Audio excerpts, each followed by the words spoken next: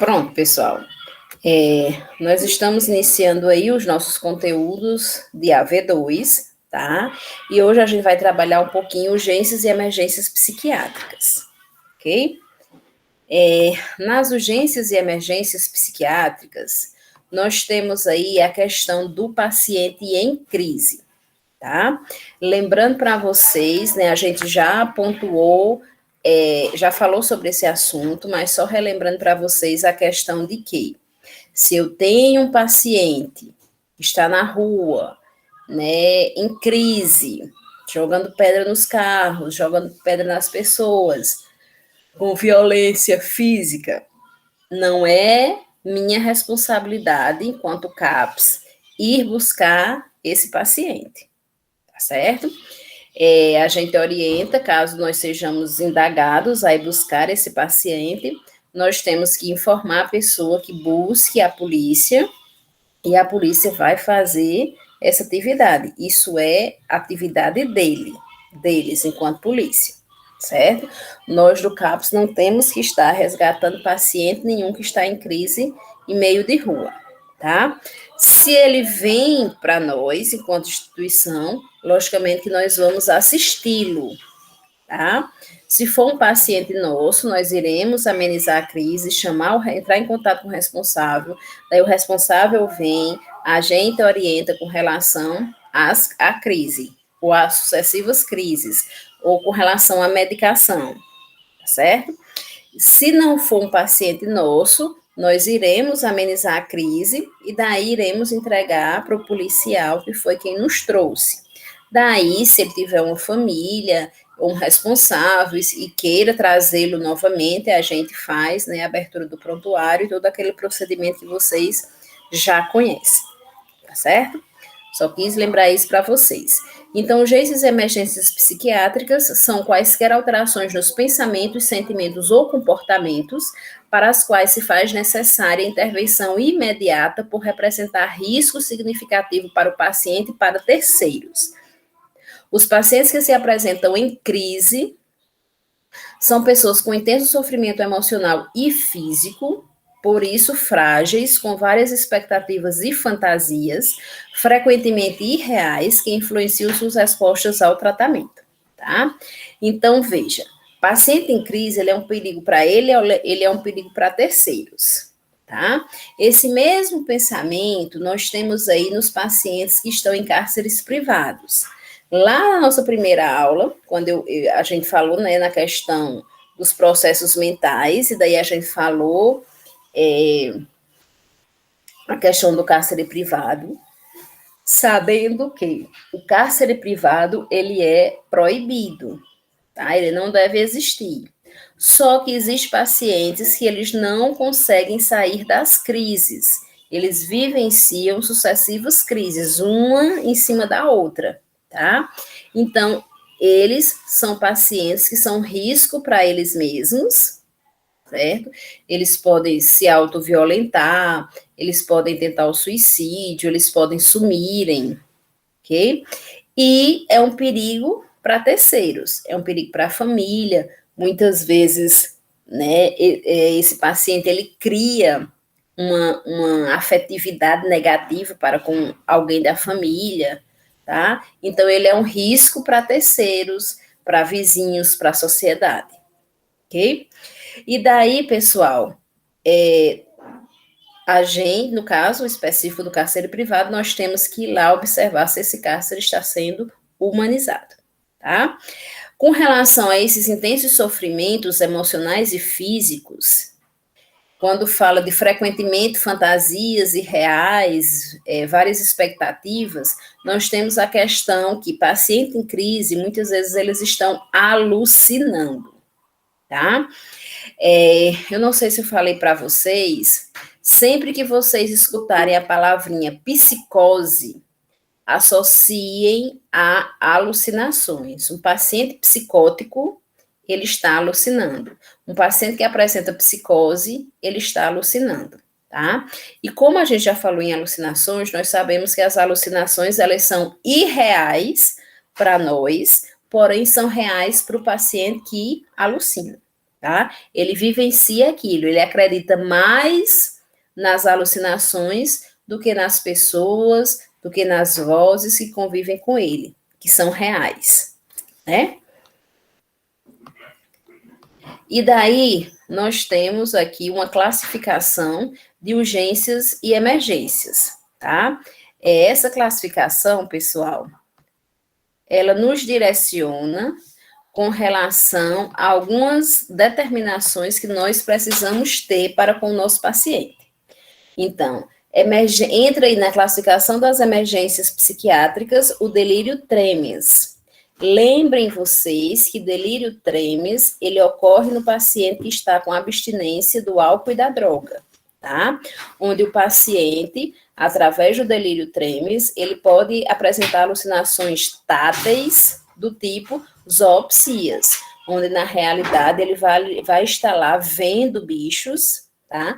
E ele vai acreditar que esses bichos estão tentando morder, e daí as alucinações, as crises psicóticas cada vez mais graves, tá?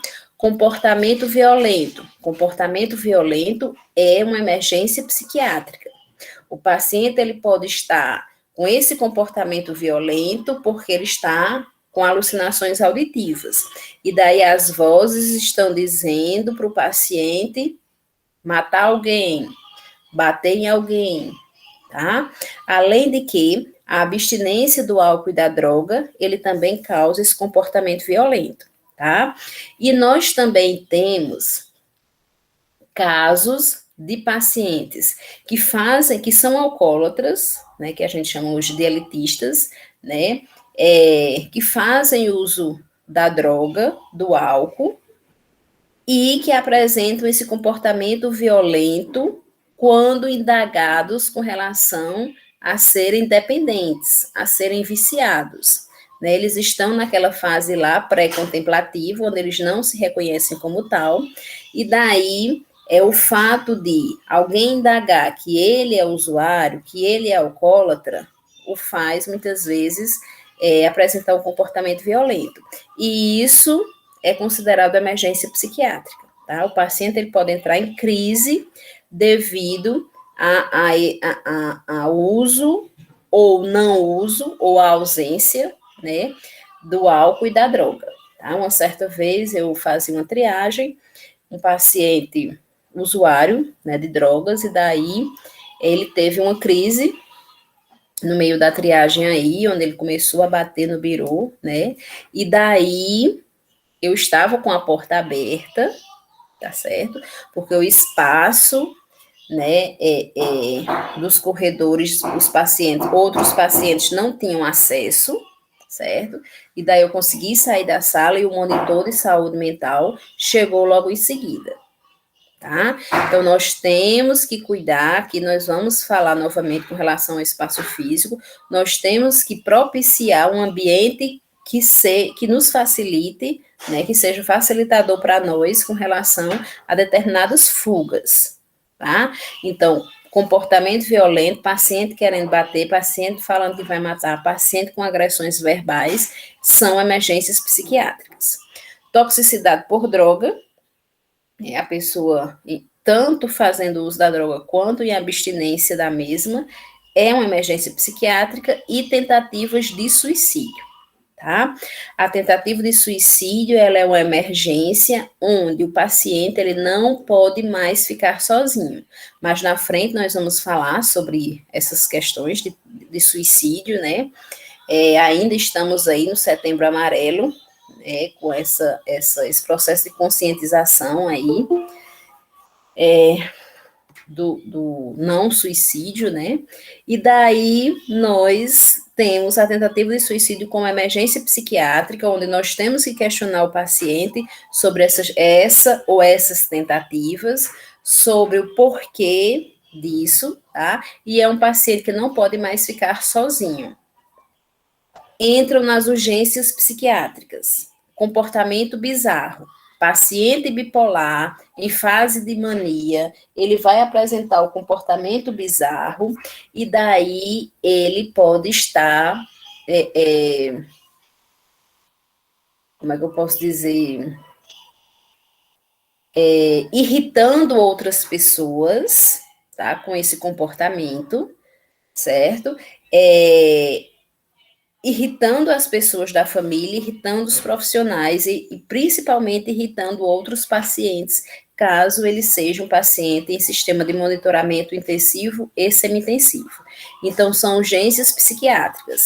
E daí eu chamo a atenção para vocês, né, a questão de que paciente em fase de mania, quando ele paciente que é bipolar, quando ele sai da fase de depressão e entra na fase de mania, muitas vezes a família diz ou quer entender que ele se curou, que ele melhorou, tá? Por quê? Porque ele saiu da fase de depressão e agora ele está alegre. Mas nós temos que orientar essa família e o paciente que ele não melhorou, ele apenas saiu da fase de depressão, está na fase de mania e agora ele recebe o diagnóstico de bipolaridade, tá certo? Então, é um paciente que ele vai instigar outras pessoas no sentido realmente de briga, tá? Porque ele está alegre demais, porque ele irrita, ele chega a irritar outras pessoas.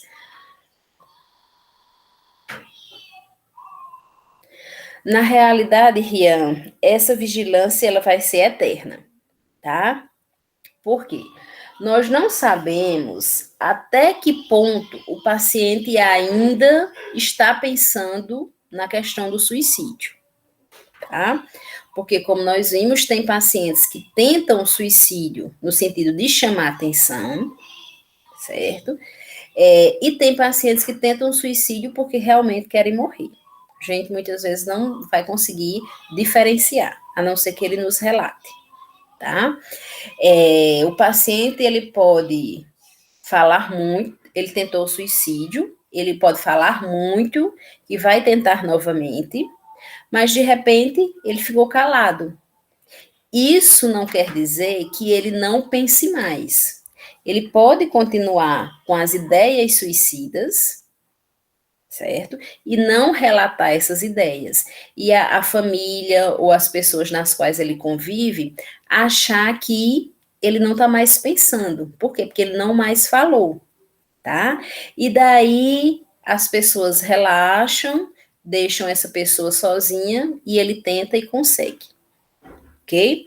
Ele deve ser observado com relação aos gestos suicidas. O que são esses gestos suicidas? É quando o paciente ele já, mesmo não verbalizando, mas ele está arquitetando no sentido de juntar objetos que façam com que ele realmente tente e chegue ao suicídio, né?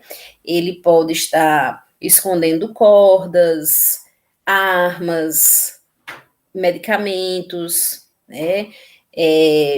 Objetos perfuro-cortantes, tá certo? E daí, como ele não fala mais e a família relaxou, ele pode estar juntando esses objetos e a família nem notar, tá? Então, assim, a gente recomenda que esse paciente ele não mais fique sozinho. Ah, faz 10 anos que ele tentou. Tudo bem. Hoje ele pode ter uma recaída e tentar, tá? E conseguir. E também nós temos que observar que muitas vezes o paciente ele não fala na palavra suicídio, mas ele fica muitas vezes soltando algumas frases, né? Como eu não sirvo mais para nada nessa casa. Isso quando ele já tentou, né? Ah, eu sou um peso, tá? Ah, minha vida não faz mais sentido, certo? Então, a pessoa que já tentou o suicídio e ele fica com soltando essas palavras, essas frases, são também pessoas que ainda precisam de atenção, certo? Então, assim, não há um tempo fixo, Rian, mas é um paciente que, de preferência, ele nunca mais fique sozinho. Né? Faça um rodízio aí entre família, entre as pessoas da casa, e não deixe mais esse paciente sozinho. Ok? Porque a gente não sabe até quando, até que ponto esses pensamentos ainda estão na cabeça do paciente, e ele não fala mais. Tá? Voltando aqui, né? A questão, agitação aguda. Paciente esquizofrênico, ele está sempre em agitação aguda, tá? Quando a gente observa, através do comportamento desse paciente, que essa agitação está aumentando, são urgências psiquiátricas. Precisamos rever a medicação desse paciente, tá? Que é um paciente propício aí para entrar em crise. Embriaguez é uma urgência, certo? Paciente que já tem diagnóstico de transtorno mental, que pode ser ocasionado ou não pelo consumo do álcool, mas se ele apresenta-se embriagado, entra nas urgências, principalmente pelo comportamento dele, que pode se tornar violento, e também pela questão dos medicamentos que ele faz uso. Na nossa próxima aula, nós vamos trabalhar psicofarmacologia, e daí nós vamos ver que os ansiolíticos, pessoas que fazem uso de ansiolíticos, se consumirem o álcool, eles podem entrar em coma alcoólico, tá? Devido à sobrecarga aí de relaxamento muscular, de relaxamento da atenção, de relaxamento psicológico, ok? A avaliação de internações entram nas urgências, nós temos que avaliar até que ponto o paciente precisa ficar internado em um hospital psiquiátrico. Veja que nós, enquanto CAPS, nós temos que fazer de tudo para que esse paciente não se interne. Caso ele seja necessário a internação, tá? Entra aí como urgência psiquiátrica. É no sentido de que o CAPS já fez de tudo, mas ele não conseguiu tirar esse paciente da crise. Então, aí sim, nós vamos interná-lo no hospital psiquiátrico. E as atitudes suicidas são urgências. Que atitudes suicidas são essas?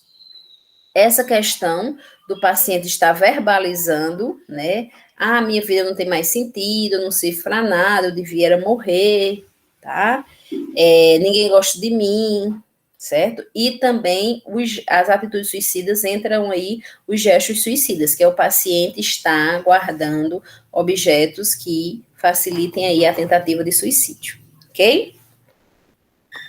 E nós temos a classificação das situações eletivas, né? Eletivo é aquilo que não tem urgência, não precisa ser feito imediatamente, porém precisa de uma atenção, tá? Então, distúrbios situacionais, que são aquelas pessoas que não têm transtorno mental, porém estão passando por um sofrimento psíquico, que entra aí problemas, né, familiares, marital, trabalho, luto, perdas de objetos, de emprego, tá certo? Entra aí em situações, tá, em distúrbios situacionais, e entra também na questão de sofrimento psíquico, tá? Ansiedade leve ou moderada, ok? A ansiedade, pessoal, todos nós sofremos de ansiedade, tá? Porém, nós que não somos diagnosticados com nenhum transtorno de ansiedade, nós sofremos de ansiedade quando nós somos expostos a determinadas situações. Por exemplo, nós vamos para uma entrevista de emprego, então a gente fica ansioso, né? A gente sente uma ansiedade, a gente sente alguns tremores, a gente pode sentir taquicardia, sudorese, tensões, musculatura rígida, tá? Passou a entrevista, toda essa sintomatologia, ela some, tá? Porque existiu uma causa para essa ansiedade. Pessoas diagnosticadas com ansiedade, elas estão sempre em estado de ansiedade. Então, elas estão sempre com esse pensamento de medo, de negativo, de apreensão, tá?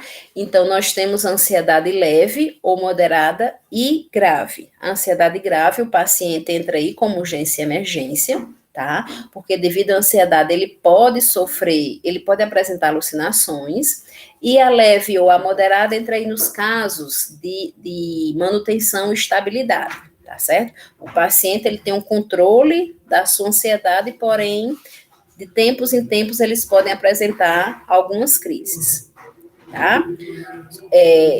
Eita, vai passando um carro de som aqui. Outra coisa que entra aí nas situações eletivas, somente quero falar. Tá? Muitas vezes o paciente, naquele momento, ele só está precisando falar com um profissional, ele está precisando ser escutado, certo? E caso, né, a demanda do psiquiatra, do psicólogo esteja bem alta, o profissional que está lá na triagem, ele pode conversar com esse paciente, ele pode escutar esse paciente, ok? Ele só não pode sair do serviço sem ser escutado. Questões sobre medicação ou desejos de receita ou informações acerca de efeitos colaterais, isso aí a gente pode estar marcando para esse paciente voltar, tá? Volte daqui a uma semana. O senhor ainda tem alguma medicação? Então, volte daqui a 2 dias, tá certo? Que aí a gente vai dar essa receita, tá? Vai lhe dar essa informação. Pacientes conhecidos necessitando de suporte e contínuo envolvimento em programas de trabalho comunitário, tá? Nós temos a comunidade terapêutica, tá? Que é um projeto, que é um programa do Ministério da Saúde, onde existe serviços, onde existe a criação de uma comunidade, e lá essas pessoas fazem serviços comunitários, tá? Existe também, dentro desses programas, aqueles que nós já falamos, né, o de economia solidária, que é quando a gente insere o paciente no emprego dentro do município, né? Nós temos a questão das oficinas que o próprio CAPS, ele pode ofertar. A segurança física e emocional do paciente é uma questão prioritária. Então, nós devemos dar atenção a esse paciente, seja nos casos de urgência e emergência, seja nos casos eletivos, né? Como, por exemplo, o paciente só veio conversar, tá? É uma eletiva? Não tem muita urgência, não precisa ser de forma imediata, mas nós temos que dar atenção a esse paciente, porque o eletivo, né, ele pode se tornar urgência e emergência. O paciente ele pode entrar em estado de medo, o paciente pode aumentar a sua ansiedade, o paciente pode desenvolver um comportamento violento devido a essa não atenção que foi dada porque ele só queria falar. Tá? Então, o CAPS, os profissionais do CAPS têm que ter essa sensibilidade, no sentido de que ele precisa, tá, dar atenção ao paciente, mesmo aquele que só quer falar, mesmo aquele que só quer a receita, certo? A gente chama o paciente, orienta para ele vir outro dia, e daí a gente deu uma atenção, a gente viu se realmente são casos eletivos. Ok? O espaço físico, população de pacientes, comunicação entre o pessoal, reações de contratransferência devem ser considerados pelo examinador, que se conduz à avaliação até o final, tá? Então, a questão do espaço físico, pessoal, nós já falamos ontem, quando a gente viu a questão da anamnese, né? A cadeira do profissional, ela tem que estar próxima à porta, para caso o paciente apresente um comportamento violento, o profissional possa sair mais rápido. A questão das consultas poderem ser feitas com a porta aberta, também é uma opção que nós temos para nos assegurar, né, assegurar a nossa segurança, né, assegurar a segurança foi demais, para nós termos uma maior segurança, fica melhor, né? E, né, também a questão dos monitores estarem sempre nos corredores dos consultórios, os monitores de saúde mental, estarem sempre nos corredores dos consultórios, porque caso necessário, um paciente apresente um comportamento violento, então esse paciente, ele vai ser logo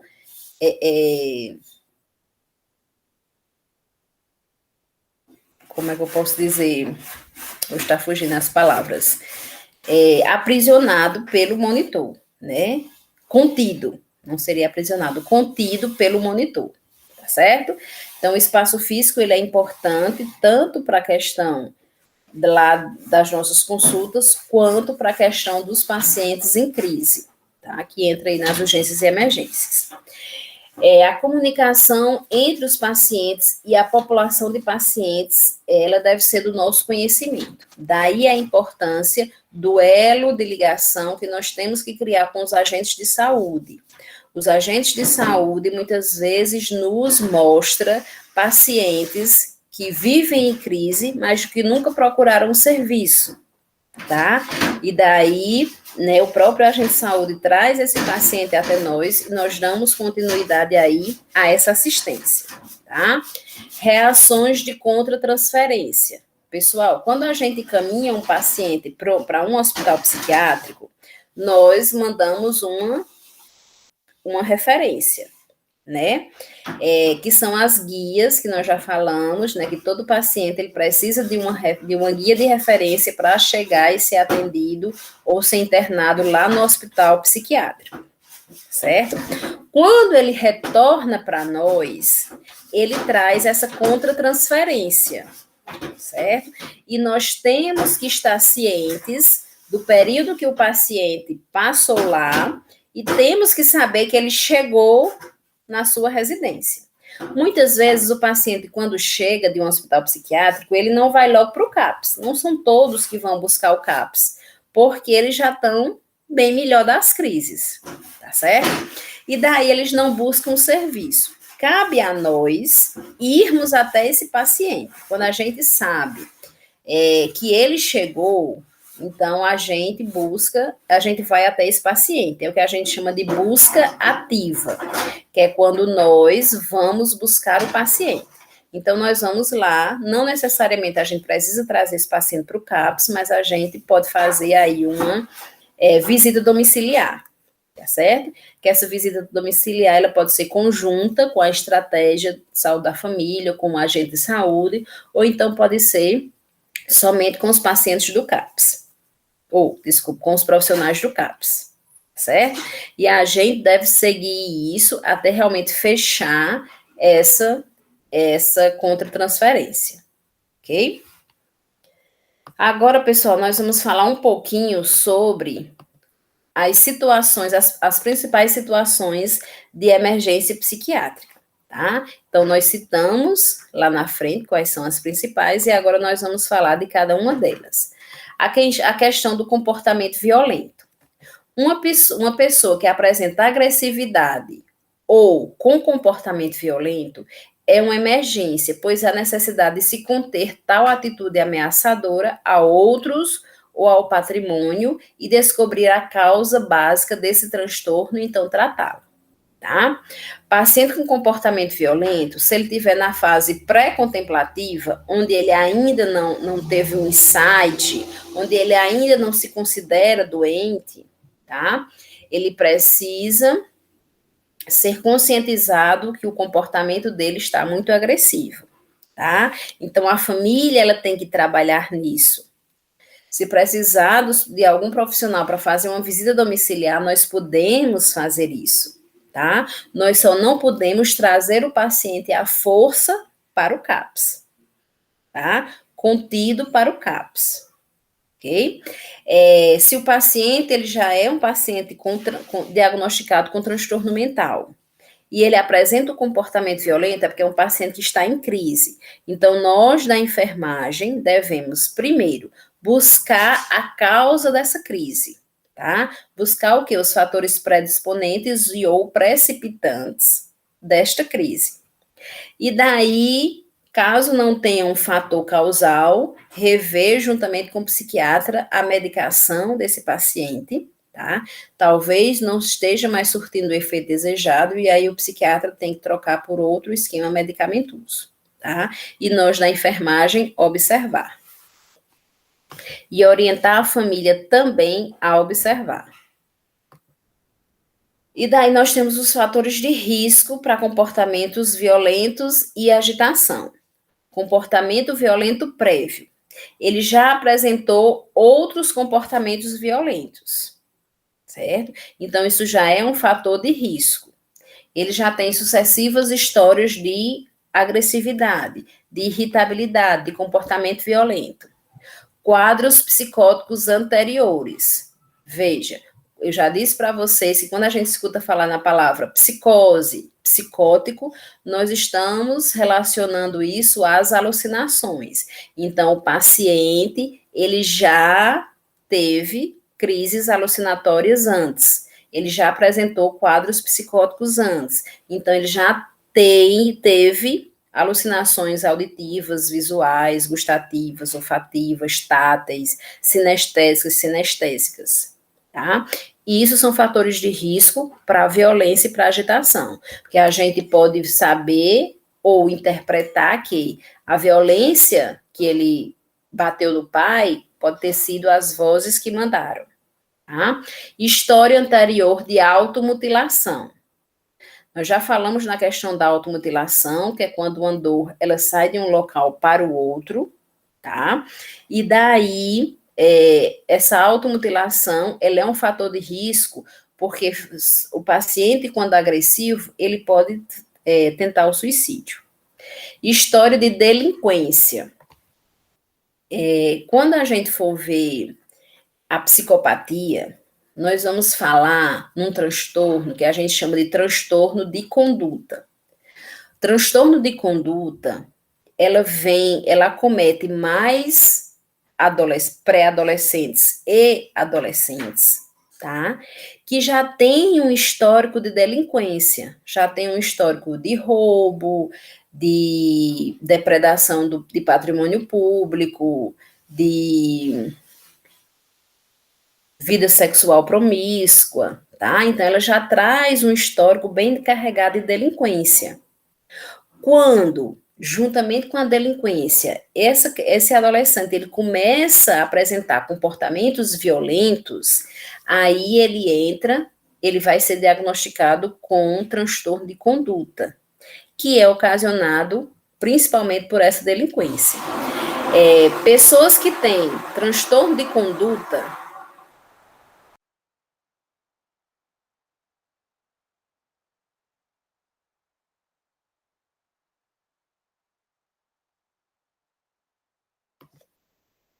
Desculpe, pessoal, os barulhos. Pessoas que têm transtorno de conduta são pessoas que podem desenvolver psicopatia, tá certo? Então, veja que a psicopatia ela pode ser uma consequência de transtorno de conduta. Ou não. Isso a gente vai ver quando a gente for estudar aí psicopatia. Pertencer a grupos minoritários, isso pode causar violência, né? Manifestar violência quando essa pessoa ela sofre o preconceito. E idades jovens, sexo masculino, porque a gente já tem aquele histórico, né, de adolescentes, homens, já ter essa questão da violência. Isso, quando muito presente, precisa ser trabalhado. É um fator de risco, certo? Se isso for acontecer raramente, isso não chega a ser considerado um fator de risco, ok? Fatores predisponentes do comportamento violento. O que é que antecipa um comportamento violento? Aumento de exigências, tá? Principalmente aí, se é um adolescente que já apresenta uma história de delinquência, certo? Não sei se vocês lembram a questão que a gente falou de um adolescente que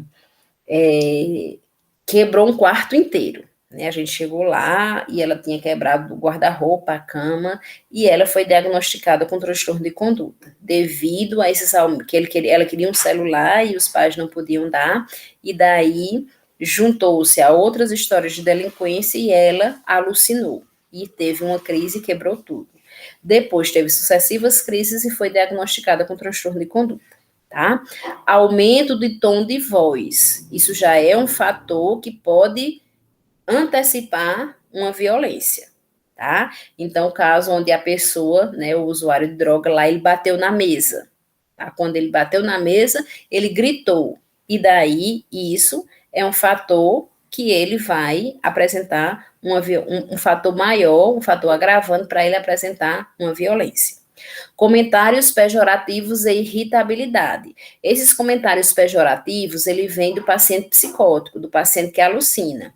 Então, nós vimos que as alucinações visuais, muitas vezes, eles estão criticando o paciente, estão dizendo que determinada pessoa está criticando ele, está achando ele feio, está gozando, está né, mangando, aquelas coisas, né, aquelas palavras bem, tá? Comuns que a gente escuta falar. Postura de desconfiança, atitude paranoide, tá? Pensamentos paranoides, né, são aqueles pensamentos onde a pessoa acha que estão perseguindo o outro, né, que as pessoas estão querendo passar a perna nele, tá? Contra-transferência, a questão do medo, né, quando o paciente ele vem de uma internação psiquiátrica e ele apresenta um quadro alto de ansiedade, ele pode ser um fator que pode desenvolver, né, o comportamento violento, comportamentos de permanecer em pé ou andar pela sala. Pacientes esquizofrênicos, eles apresentam esse comportamento, então a gente, caso esse comportamento seja repetitivo durante o dia, a gente já está sabendo que esse paciente está alucinando e ele vai entrar em crise.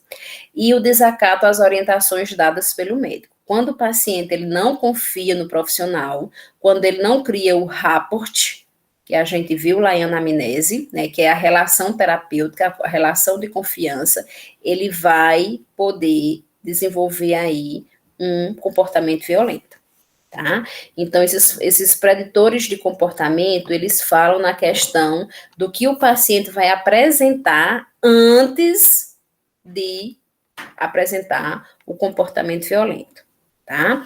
Os cuidados a serem tomados com o paciente com violência e agitação.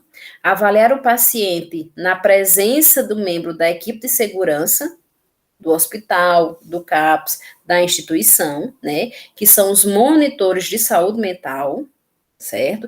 Então, sempre que nós temos um paciente em crise, sempre que nós temos um paciente com comportamento violento, primeiro, nós não podemos demonstrar medo, tá?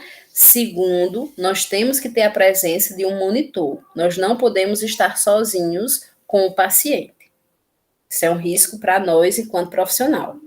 Avaliar previamente a prudência de se estar só com o paciente, certo? Por isso que nós devemos ter a presença do monitor, nós não podemos estar sozinhos para a nossa segurança.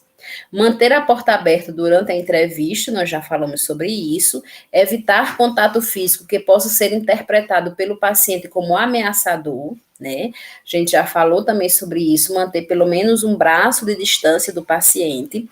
Não tocar no paciente se não for necessário. E caso venha a tocar, né, através de um exame físico, a gente informe o paciente, mesmo ele em crise, que a gente vai tocar, que a gente vai pegar no braço, que a gente vai né, colocar aqui, né, o aparelho para verificar os sinais vitais, certo? Falando no linguajar que eles entendam. E prescrição, contenção física quando necessário, né? A contenção física, pessoal, hoje ela só é indicada a nível de hospital, tá? A nível de CAPS, nós não trabalhamos com contenção física, nós não trabalhamos com amarraduras, nós trabalhamos com contenções manuais. Como são essas contenções manuais? O próprio monitor de saúde mental segurando o paciente, tá? O paciente que está agitado, o paciente que está em crise. E a prescrição médica adequada, ok?